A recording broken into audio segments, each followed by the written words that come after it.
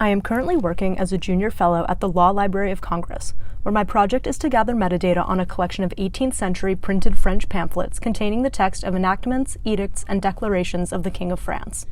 The collection, which the library acquired in 1939, comprises over 4,000 items that are housed in 44 document boxes.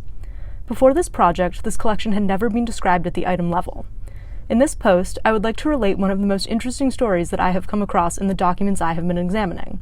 This account sheds some light on the relationship between everyday French lives and the strict system of taxation that characterized pre-revolutionary France. In November 1723, the royal court of Tonnerre in eastern Burgundy, France, fined the entire town of Stinney, a farming village in that region, for £500. The judgment explains that on the night of August 26, 1722, a band of salt smugglers passed through Stinney undetected by authorities, which were therefore unable to apprehend them. The Crown's agent apparently offered the judgment against the town as a warning, citing even greater punishments to come if the town's residents allowed it to happen again. It goes on to direct the townspeople to consult a royal edict of that same year, which required that citizens alert the authorities to the presence of salt smugglers. Why was not reporting the smugglers a crime? Did the citizens really deserve to be fined? Before the Revolution, French society was divided into three classes: the clergy, the nobility, and everyone else. The government relied heavily on taxes to support the lavish lifestyle of the king, the country's massive administration system, and foreign wars, and the majority of that tax burden fell on merchants, workers, and peasants. The clergy and the nobility were largely exempt from taxes, or paid much lower rates. One of the most despised taxes in the whole country was the gabelle, the tax on salt. The monarchy ran a punitive state monopoly on salt. This began in the 13th century when France acquired its first Mediterranean port and large-scale salt production became possible. The gabelle lasted, with some modifications, until after World War II. Before the French Revolution, only the government could legally sell salt. People widely reviled this system because salt was so important in daily life. Farmers and peasants needed salt to raise livestock, make cheese, and preserve food. In addition to the gabelle, some regions had a mandatory salt duty. All citizens over the age of 8 were required to purchase a certain amount of salt from the government every year, up to 7 kilograms per person in some areas. There were further restrictions on what this salt could be used for. For example, the government forbade using the mandated salt for preparing salted food products. This forced citizens to buy even more salt to make cheese and preserved meats. The French taxation system was very complicated and confusing. Each province of France imposed its own rate of salt tax, and each region maintained its own salt granary. Burgundy, the location of Stinney, was one of the Pays de Grand Gabelle, an area of the country where the price of salt was extremely high. Citizens of Burgundy had to pay a mandatory salt duty as well as purchase additional salt for use in industry, farming, and cooking.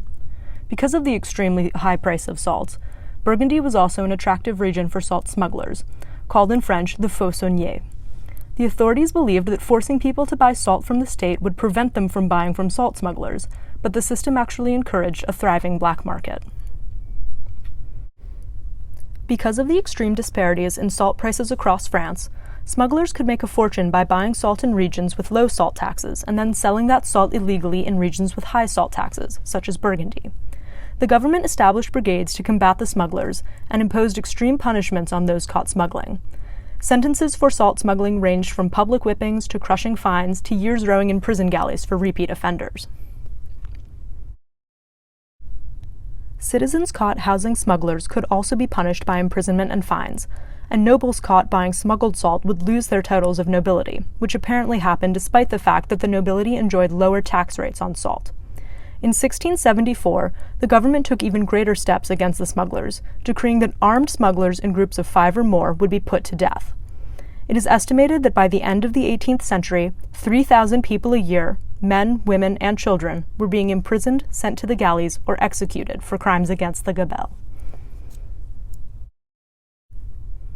Smugglers were extremely effective in moving their product. Most commonly, salt was smuggled by colporteurs, single men who hiked the countryside with packs of goods to sell, sometimes crossing international boundaries. There were also armed bands of smugglers on horseback who could move larger quantities of salt, but women and children also worked as smugglers. Children might have packets of salt sewn into their clothes, and women sometimes wore fake bustles stuffed with contraband.